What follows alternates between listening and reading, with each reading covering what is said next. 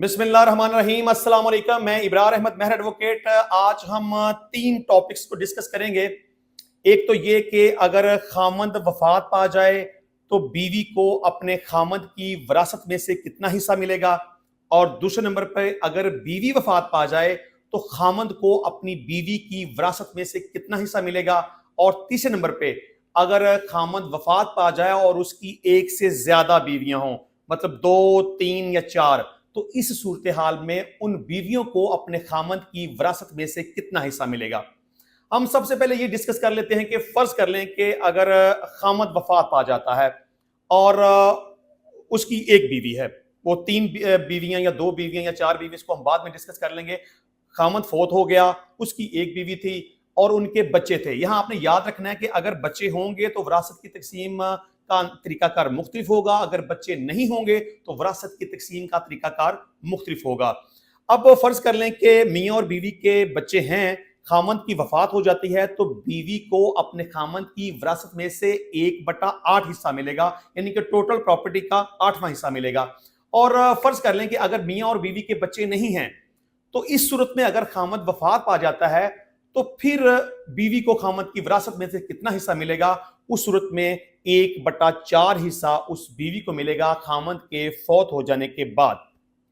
अब यहां दूसरा क्वेश्चन ये आता है कि फर्ज कर लें कि खामंद वफात पा गया और उसकी एक से ज्यादा बीवियां हैं, अगर 2 बीवियां हैं या 3 हैं या 4 हैं, तो इस सूरत हाल में उन बीवियों को कितना हिस्सा मिलेगा।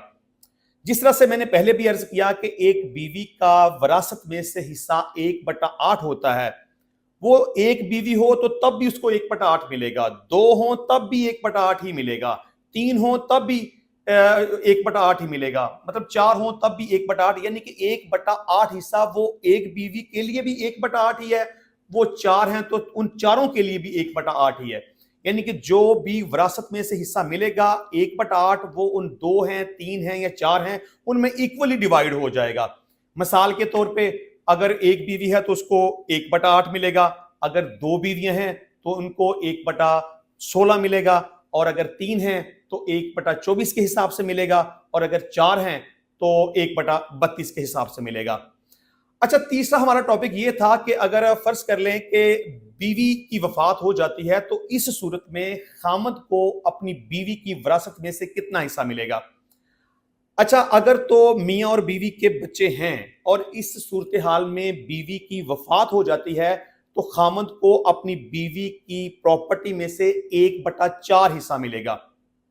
और अगर उनके बच्चे नहीं हैं, इस सूरत हाल में अगर बीवी की वफात हो जाती है तो फिर खामद को अपनी बीवी की विरासत में से 1/2 हिस्सा मिलेगा, यानी कि बच्चे ना होने की सूरत में खामद को अपनी बीवी की आधी जायदाद मिलेगी। तो इंशाल्लाह मिलते हैं नेक्स्ट टाइम नई वीडियो में नए टॉपिक के साथ। तब तक के लिए इजाजत दीजिए। अल्लाह हाफिज।